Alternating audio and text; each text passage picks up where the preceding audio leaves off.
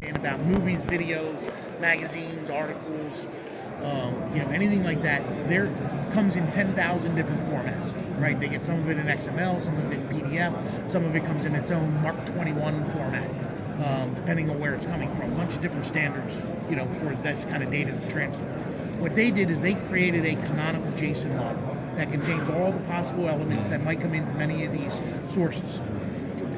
Once it's in that JSON model, basically they want to dump the data out to Mongo, which is why they select the JSON, right? Because Mongo can just take the JSON record and dump that into Mongo.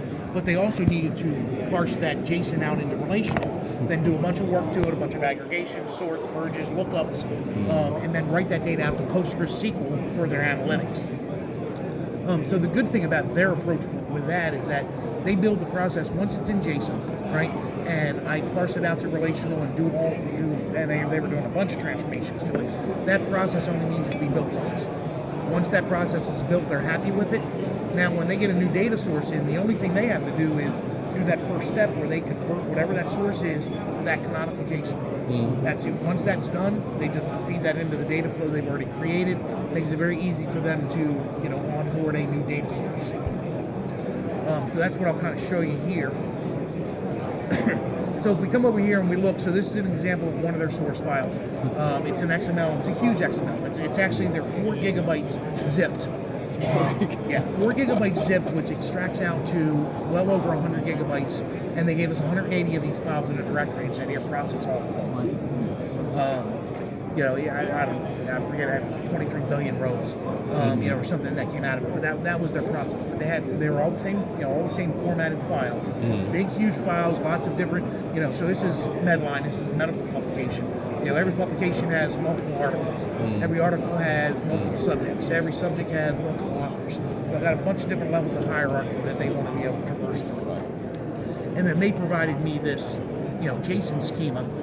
Very big JSON schema that basically has all of the information that they could possibly need out of any of those sources in order to process and do their analytics and dump this out to Mongo. So how does this look in developer? So basically this is what a mapping for them looks like. So I'm reading in the source file.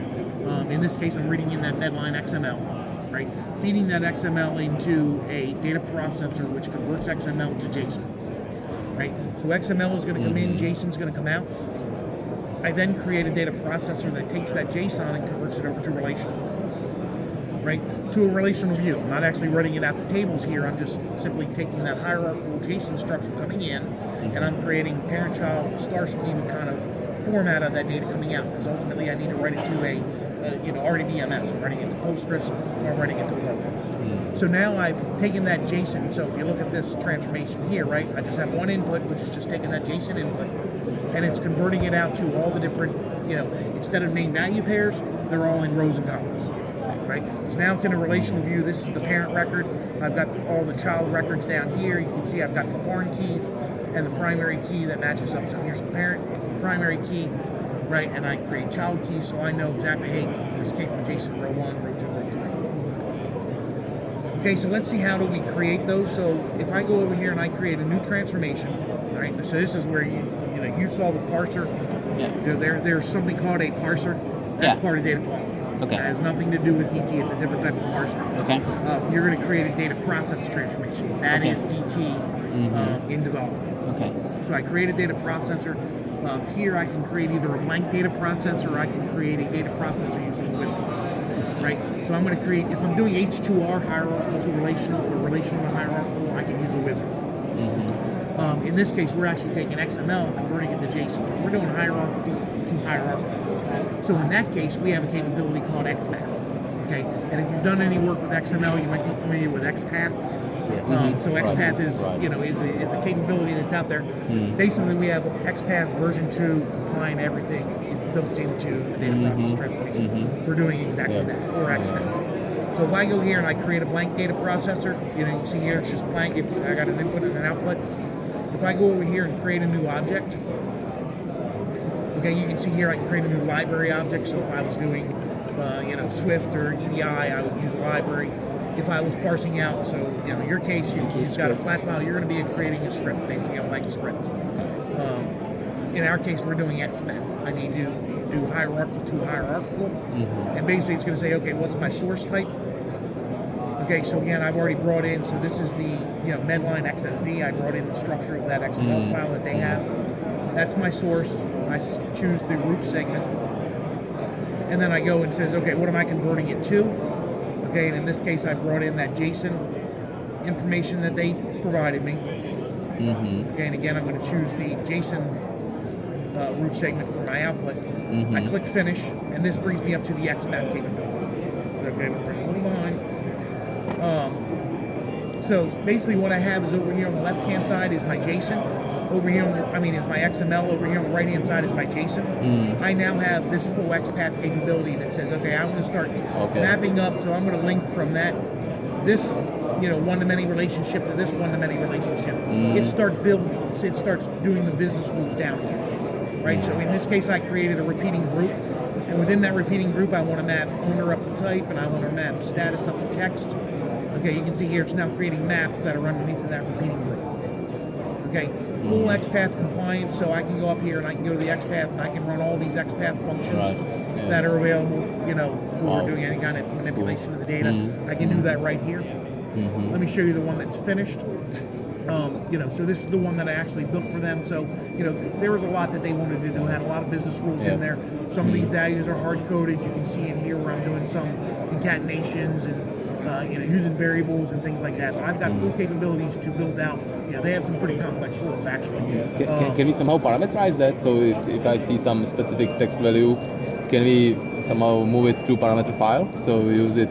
Can you parameterize? What do you want to parameterize? That expression, when we open it once again, the latest one, what you want to open this up? Yeah, so for example, at name category, it's some specific text. I don't think that you can use parameters within the XPath. You can. So I've created these $temps. I've created variables in here, but I don't think you can parameterize that where you pass that value in to the here. I don't think that's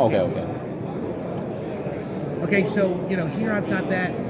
So now I've built that transformation. It's basically just JSON. XML coming in, JSON coming out. Now we need to convert that JSON to relational. So again, if I create a new transformation, data processor, this time I can create it using a wizard, right? My source type is going to be JSON. I want to convert that to relational. So again, I'm just going to select that JSON model that they gave me. And then the output is going to be in relational format. I click finish here. This is going to crash. Just to show you, I'm running a live demo. Actually, I don't know. It just started this week, not creating it.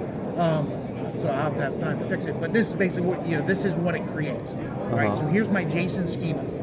Okay, and then I have access to this output mapping, and basically it mapped everything to a relational view. Right. So I didn't have to change anything. This is exactly what comes out of that wizard. You'll see it's the same drag and drop interface, but it's not this XPath. It's not that hierarchical. I don't have any of those. You don't have those XPath capabilities when we're doing it. This is our own engine. So again, you'll see here where this is the parent segment. It's got the keys automatically generated.